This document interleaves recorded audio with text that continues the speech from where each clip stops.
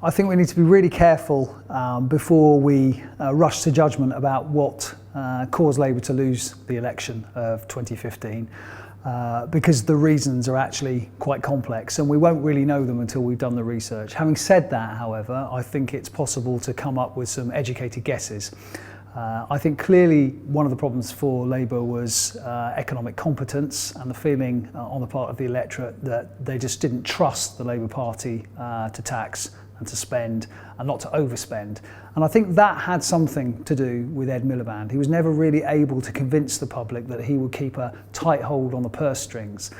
Nor was he able, I think, to tell a story about the last Labour government and the reasons for the deficit that the public found convincing. And I think one of the reasons for that is that Ed Miliband wanted to distance himself from the New Labour era, and that made it actually very difficult for him to reach back into the New Labour era and to pull out some of the very good things that Labour government did, particularly on health and education.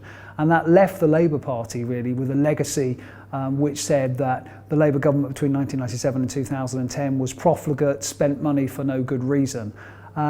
That's one reason. I think the other reason is probably leadership and the feeling that Ed Miliband failed the so-called blink test. People couldn't imagine if they closed their eyes when they were in the ballot box, this man as Prime Minister. That's something Ed Miliband was never able really to do anything about, and it was something that the Labour Party probably should have done something about. It was quite obvious after a year or two that Ed Miliband had failed to connect with the public, wasn't seen as someone who was up to the job, was seen as weak and weird, as people said in focus groups. Now, the Labour Party in that situation probably should have bitten the bullet and actually decided to try and replace him with someone who the public had a little bit more confidence in, but it didn't do that. And then, of course, there's the Scottish question.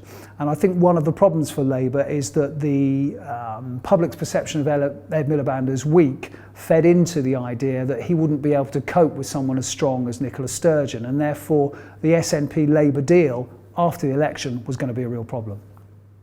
Labour clearly does have a mountain to climb in 2020, and I'm not sure actually it's going to be possible for the Labour Party to win an overall majority, certainly in 5 years' time. I think it's more likely that it needs to plan for 10 years out of power. I wouldn't completely write off the chances of Labour making it back in 2020, possibly as a minority government, but it would take a huge swing of the order that we saw perhaps in 1906 when we had this big Liberal landslide, or in 1945 when the Attlee government was elected, to get it elected as an overall majority government next time around.